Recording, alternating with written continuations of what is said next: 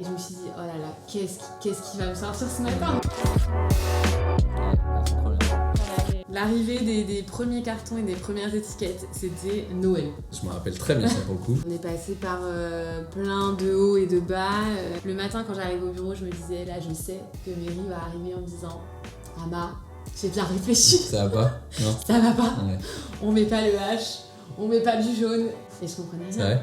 Tu me disais, alors les inspi, ça peut être Porsche, le resto gastro, cheval blanc, mais en même temps, je vois un truc hyper simple et authentique. Et une fois qu'on avait opté pour le pack, bah là, Fallait dérouler. Fallait dérouler et on avait cette deadline du Whisky Live en septembre et c'était très chaud quoi. Donc là on a fait quoi? C'est les shootings. On était dans une maison avec une piscine de ouf et toute l'équipe était en mode trop de chance, le market offert et tout. Et nous on était en nage complet, on commençait à 7h du mat, on finissait à 22h. On était couverts de piqûres et on n'a pas mis un orteil dans la piscine. C'était sport.